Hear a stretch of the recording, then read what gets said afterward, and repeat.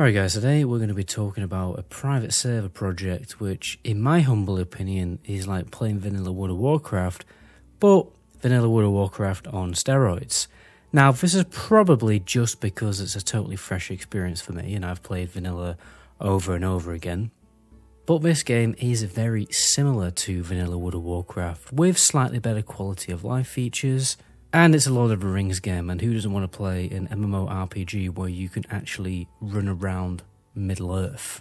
So obviously I'm talking about the Lord of the Rings Online, but not the Lord of the Rings Online that you know. Because I'm not talking about retail Lord of the Rings Online, which has become a very heavily solo-focused MMO with a cash shop that has just, in my opinion, got way out of control. You may as well call it Lord of Cosmetics at this point.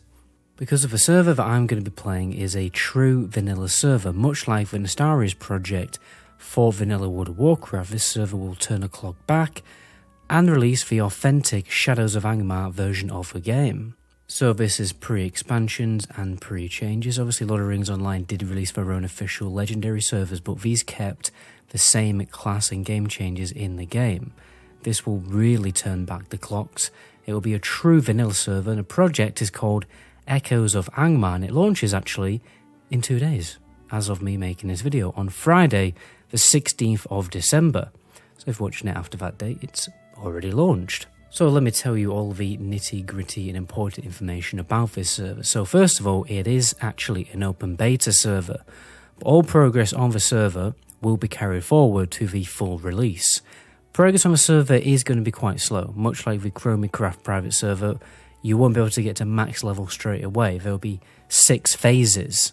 So to begin with, we have phase 1, Fog of the Barrow Downs. The level cap is level 24, and the Great Barrow Dungeon is open, well, instance.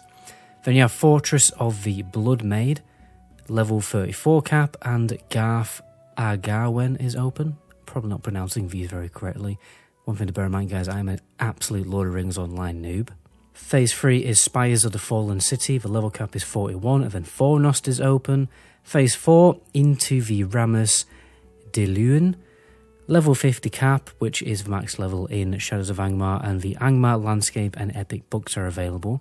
Then Phase 5 is Hordes of Angmar, where Uragarth is open, and then Phase 6 is Fall of the False King, where Khan Dune is open, or Khan Doom, yeah. Apologies if my voice is going a bit, I am ludicrously ill at the moment. It's important to note that this is still a beta server, so don't expect the content to come out really quickly, and the server to be extremely stable, okay? Because nobody has attempted to make a Lord of the Rings Online private server before. The team working on this project can't use resources or get advice from other people who have made servers in the past. Whereas obviously WoW private servers, they can do that, and some of the, the cores of private servers, the scripting and stuff is actually public. And WoW private servers have been going since 2008.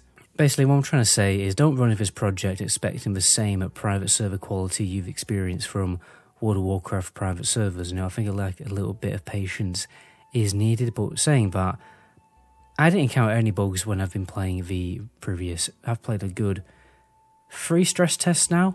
So, it's 3 different weekends, and I didn't really bump into any significant bugs that I can remember that were absolutely, crazy.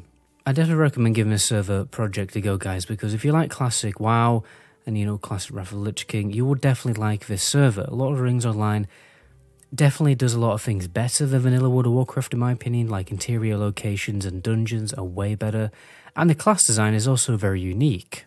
In World of Warcraft, you have the Holy Trinity. You have healers, tanks, and DPS. But in Lord of the Rings Online, you have your tanks, DPS, and healers, but also support classes, like, for instance, the Lawmaster, who focuses on debuffs, the Captain, who focuses on buffs, and the Burglar, who also focuses on debuffs, but is also a great class at improving the synergy of a group by initiating Fellowship abilities, which is basically a group-coordinated attack with different effects depending on what you choose. I think Lord of the Rings Online back in the day had some really interesting game design ideas, and it's a shame that when Lord of the Rings Online came out, World of Warcraft just became an absolute titan of a gaming industry. Like, if you're playing an MMO, you were playing WoW back in the day, and I think it totally overshadowed just how good original Lord of the Rings Online was.